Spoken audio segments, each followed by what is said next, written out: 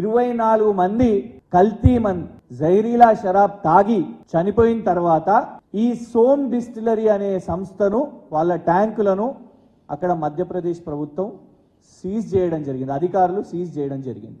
అలాంటి అక్రమ మద్యం చేస్తున్న సంస్థను కాంగ్రెస్ ప్రభుత్వం, కాంగ్రెస్ పార్టీ వాళ్లకు విరాళాలు వస్తున్నాయి కాబట్టి 1,35,00,000 25 లక్షల రూపాయలు పదే పదే ఎన్నికల కోసం వాళ్ళకు ఫండింగ్ వస్తున్నది కాబట్టి ఇవాళ కాంగ్రెస్ ప్రభుత్వం దొడ్డిదారిన ఎందుకంటున్నామంటే ఇక్కడున్న మీడియా ప్రశ్నించినా రాసినా కూడా దబాయించి, లేదు మీరు అట్లా రాస్తే, మీరు నిజాలు రాస్తే మీ మీద పరువు నష్టం దావా వేస్తాం, 100 కోట్లు అంటే భయపడిపోతాం కావచ్చు, అందుకే మీడియా రాయదు అని అనుకొని కాంగ్రెస్ ప్రభుత్వం, కాంగ్రెస్ మంత్రి అబద్ధాలు చెప్తూ ఇవాళ కొత్త బియర్ కంపెనీని ఇక్కడికి తీసుకొని వస్తున్నారు. ఎలాంటి beer company?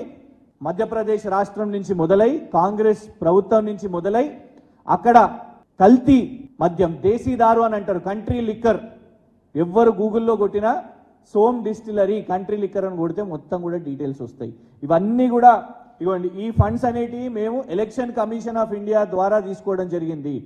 Election commission of India వెబ్సైట్లో వెళ్తే ప్రతి సంవత్సరం ఈ మందు అమ్మే, ఈ బియర్ అమ్మే కంపెనీ ఎన్ని రూపాయలు కాంగ్రెస్ పార్టీకి ఇచ్చింది అని స్పష్టంగా మీకు కనబడుతుంది.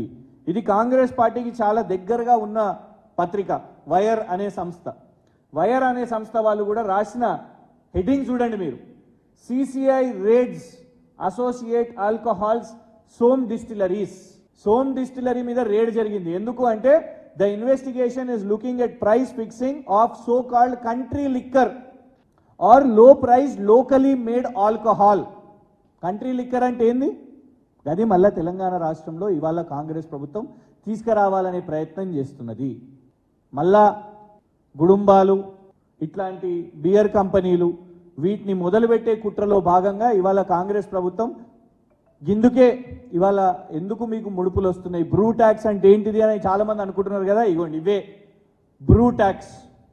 వాళ్ళు పైసలు సంపాదించడానికి ఆత్రంలా 4-5 నెలలే అయ్యి ప్రభుత్వము ఇలాంటి పాలసీలు తీసుకొని వచ్చి మధ్యప్రదేశ్లో కల్తీ మద్యం చేస్తున్న కంపెనీలు ఎవరు చేపట్టయితే అక్కడ సావులు కూడా అయినాయో, వాళ్ళ మీద రేడ్స్ అయినాయో, అరెస్ట్లు అయినాయో, కేసులు ఉన్నాయో, అట్లాంటి వాళ్ళను దిగ్విజయ్ సింగ్ గారు ఇక్కడ ఉన్న ఇన్ఛార్జు, వారికి సంబంధాలు ఉన్న కంపెనీ, కాంగ్రెస్ పార్టీకి సంబంధం ఉన్న కంపెనీ నిధులు ఇస్తున్నది కాబట్టి అట్లాంటి కంపెనీని ఇవాళ తెలంగాణ ప్రభుత్వం ఇక్కడ తీసుకొని వస్తున్నది.